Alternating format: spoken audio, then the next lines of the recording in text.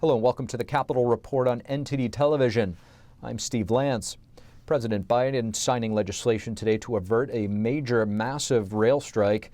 He previously warned of a recession if a walkout happened. NTD's Iris Tao has more. A national rail strike is planned in just a few days. To block it, President Biden signed a bill on Friday forcing rail unions to accept a deal. Without freight rail, many of the U.S. industries would literally shut down. And thanks to the bill Congress passed and one I'm about to sign, we've spared the country that catastrophe.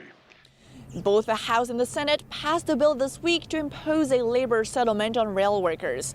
And Biden acknowledged today that the current settlement did not include paid sick days, which many workers were insisting on. But he said he would keep fighting for it, not only for rail workers, but for every worker in America. I've supported paid sick leave for a long time. I'm going to continue that fight till we succeed. And Biden also touches on the economy, particularly over a November jobs report released this morning. Today, we've learned that the economy added 263,000 jobs in November.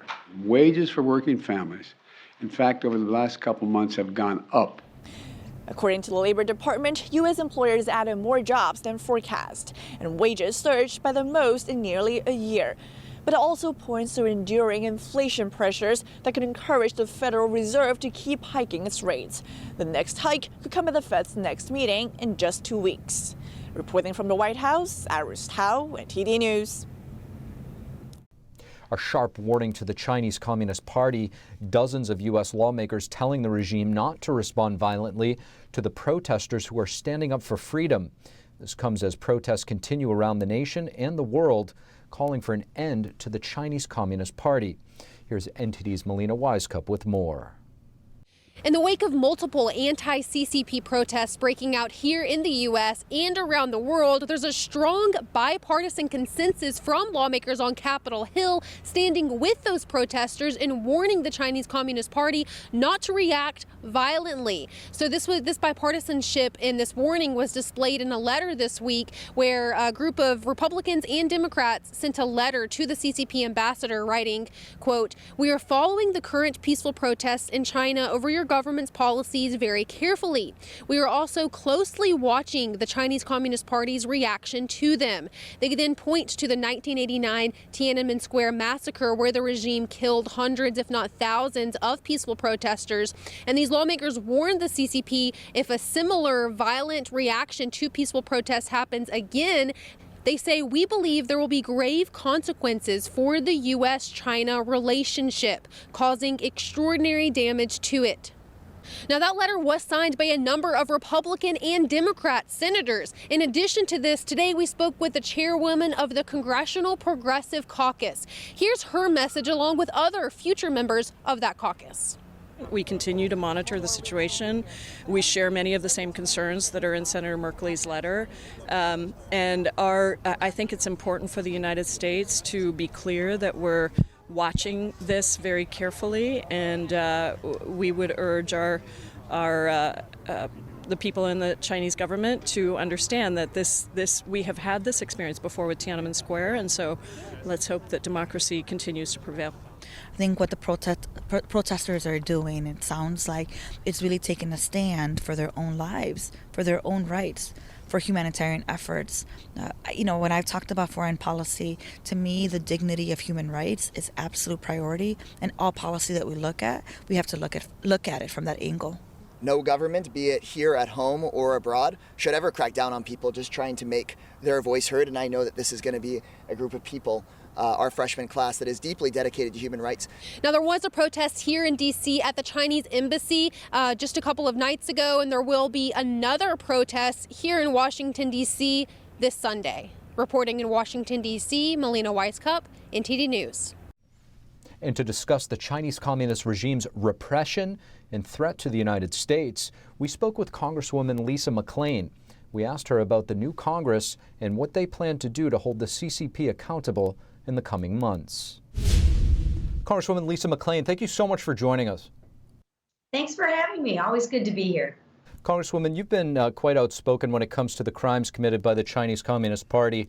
Recently, you've been vocal in standing in solidarity with the Chinese people protesting harsh government lockdowns. Why is this important to you? Well, it's all about freedom. And what the Chinese government is doing to these peaceful, I might add, protesters really saddens me. And it is just another example of how these draconian lockdowns, the Chinese government gets a whiff of COVID and they lock their entire country down. That is gravely concerning. And the people are protesting and trying to tell their government that we have had enough. At some point in time, you have to believe and trust in the people of your country. And the Chinese government is anything but that. What the CCP is doing is extremely tyrannical with the abuse and the assaults and the barricades and the lockdowns. It's overreaching, and it needs to be stopped. Congresswoman, when it comes to social justice causes, this has been a top priority for many U.S. corporations. Yet when we see a movement here of, a nation of 1.5 billion oppressed Chinese people starting to speak out and call for basic freedoms, it's been relatively quiet. Why do you think that is? Because I think people don't want to cover it. The other thing that I think is extremely disappointing is look at what Apple did. Look at that with the airdrop. This is big tech. Big tech has no place in politics. Let the people have a voice. It's sad. It saddens me greatly to see what Apple's done, and it is extremely disappointing. And you want to know why a lot of people don't hear about it is because of of exactly that. They don't want to have egg on their face, and they're trying to suppress what's going on. And I think it's backfiring on them. The people have had enough. China's most ruthless dictator since the communist regime captured China in 1949, Jiang Zemin, has just died yesterday, responsible for unleashing a genocide against Falun Gong practitioners in China. You actually introduced a bill to hold Chinese Communist Party officials accountable for their crimes when they come to the U.S., if they come to the U.S. Will you be making this a priority in the next Congress? And tell us a little bit more about that bill. The short answer is yes. If we want to be the nation that leads on freedom, we have to have our actions follow our words. That's critical. You can do that with sanctions. You can do that economically. But you must do that. And at the end of the day, your actions must follow your words. And we need to stop this government and this regime. And that's why one of the bills that I'm talking about and I'm putting on the floor is the Stop the CCP Act. Because we need to stand in support of freedom, not just when it's convenient, but at all costs. Congresswoman, overall, now that you and your colleagues will have the majority in the House of Representatives, how will you be approaching the CCP in the upcoming Congress? Straightforward, honest, and aggressive. And do you support your colleague, I believe Jim Jordan, and Jamie Comer looking to investigate the origins of the CCP virus? 100%. Think about this. We had a virus that literally stopped our country, the United States of America, dead in their tracks. And we haven't had any investigation as to the origin of where that virus came from. Doesn't that seem a little odd to you? I would think we would want to know the origin of that virus. So one, we could protect ourselves from future viruses that may happen.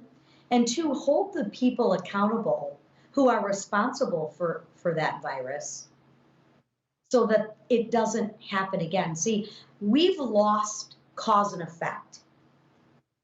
We need to get back to the rule of law. We need to get back to holding people accountable for their actions. But in order to hold people accountable for their actions, we must first investigate where actually did this start and what's the root of the problem. Congresswoman Lisa McClain, thank you so much. Thank you so much. Have a great evening. Republican Congresswoman Elise Stefanik is accusing the U.S. Postal Service of stealing her campaign mail. Hundreds of donor checks were reportedly lost while in USPS custody. Stefanik's office told NTD that the checks are worth $20,000 in total. They were mailed in 4 separate packages between June and November of this year. Her office provided photos showing the packages ripped open and the checks allegedly missing.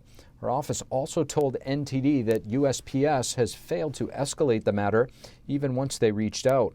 The Congresswoman is now sending a letter to the Postmaster General and demanding action. Thank you for watching the Capitol Report. If you want to see our full broadcast, check us out at epochtv.com.